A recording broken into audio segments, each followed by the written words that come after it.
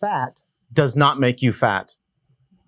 I know that sounds crazy to say, especially if you've been paying attention to the mainstream media at all over the last 35 to 40 years. Do you remember when the egg was good for you? I mean, I do. And then it got bad for you, and I think now it's good for you again. The egg hasn't changed.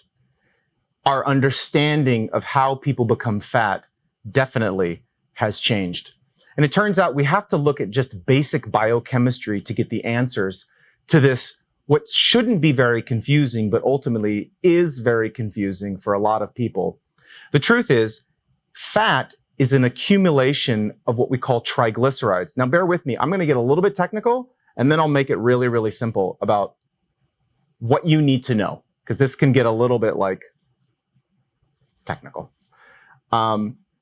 A fat cell, also known as an adipocyte or an adipocyte, is nothing more than a collection, a storehouse of energy.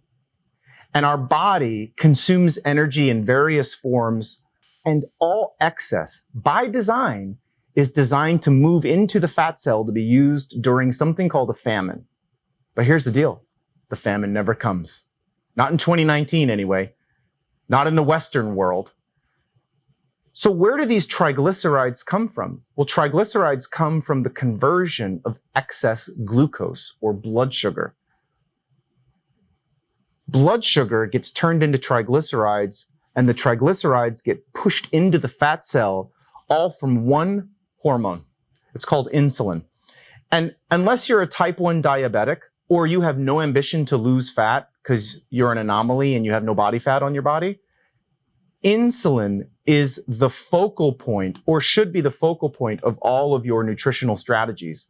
Because if insulin is present, you are making fat. Said another way, insulin blocks fat loss and makes fat at the same time. So we have to then ask, well, why would insulin ever be present if it's such a bad deal? Well, insulin is an all or nothing phenomena. It either shows up or it's gone. And the one trigger for insulin to be present turns out to be your blood sugar. If your blood sugar is above 100, insulin is present. If insulin is present, you're not only not burning fat, you are making more fat. So when we boil down nearly 4 semesters of nutritional biochemistry into 1 or 2 sentences, it's quite simply this. If you're eating things that raise your blood sugar, insulin is being produced. And if insulin is present, you are making fat and blocking fat production. Said simply, elevated blood sugars make fat, not fat. If you want to get into your fat stores, you have to have a normal blood sugar so that your body will then move into your storage form of energy to burn that energy. A normal blood sugar is the holy grail of health. I'm Dr. Aaron Wenzel, founder of Brentwood MD. If you like this information and want to dig a little bit deeper, we've got tons of really great content on brentwoodmd.com, and we'll see you soon.